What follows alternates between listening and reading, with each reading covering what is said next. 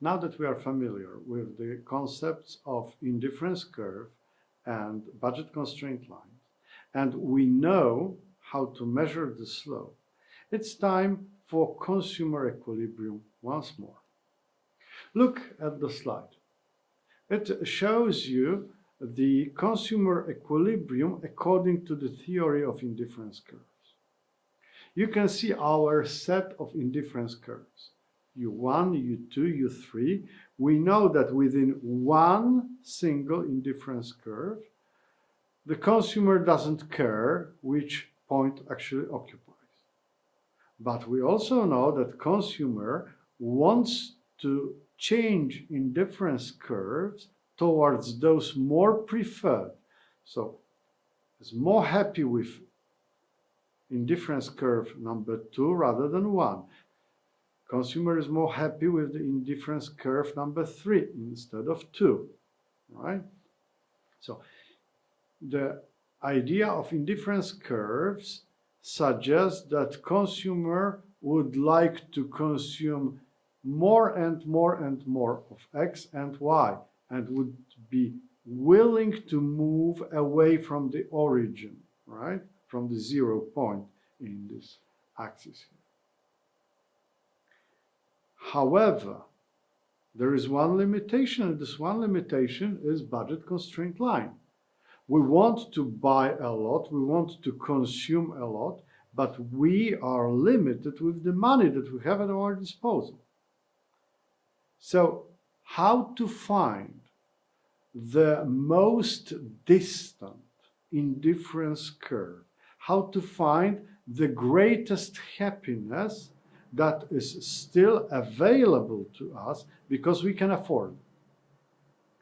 So if you look at U3 here in this graph, you can see it clearly that this level of utility is outside of our purchasing possibilities. We do not have enough money to enjoy U3 utility. We could obviously enjoy U1, but there is a possibility for us that we reach out to U2, to the utility 2 represented by U2 indifference curve. There is a point where our budget constraint line and this indifference curve have one common point. So they intersect, they touch each other.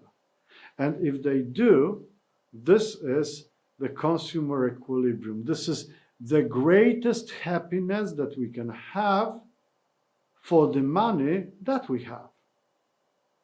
How to find this point? What is the condition for this point? Well, condition for this point is that the slope of this indifference curve and the slope of our budget constraint line must be the same. All right, if that is so, then look at the first equation. It gives you the slope of the indifference curve as we know it. Look at the second equation. That gives you the slope of the budget constraint line. We know it. Now let's make those two slopes equal. So you get one marginal utility divided by another marginal utility equal to prices divided one by another. We could transform this equation number 3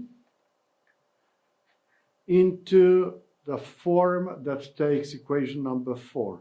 Marginal utility of X divided by the price of X is equal to marginal utility of Y divided by the price of Y. Sounds familiar?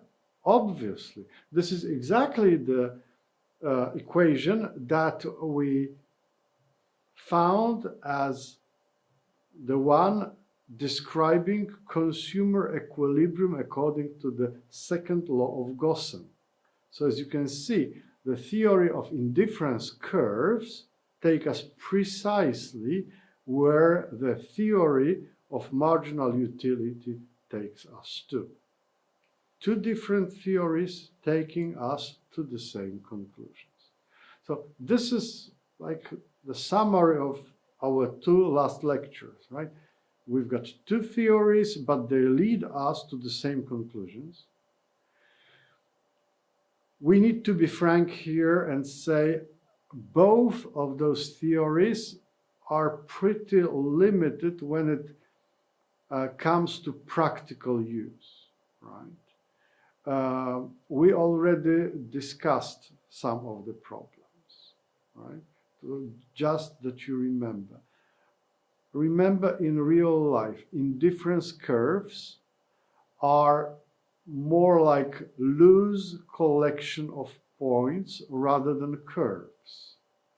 Why? Well, because as we said, you cannot have 3.4 car. You've got 3 cars, you've got 4 cars, okay? Doesn't let you draw curves, it's just points. So indifference curves are more loose collection of points rather than curves.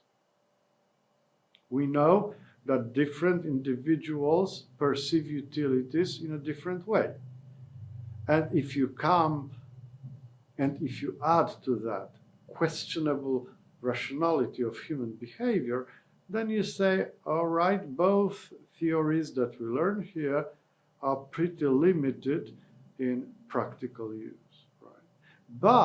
But we value them because actually they allow us to understand more of this complex world we live. Now at least you know why Christmas trees may be very cheap on Christmas Eve and why water can be sometimes more valuable than diamonds, but generally rather not. Thank you very much for your attention.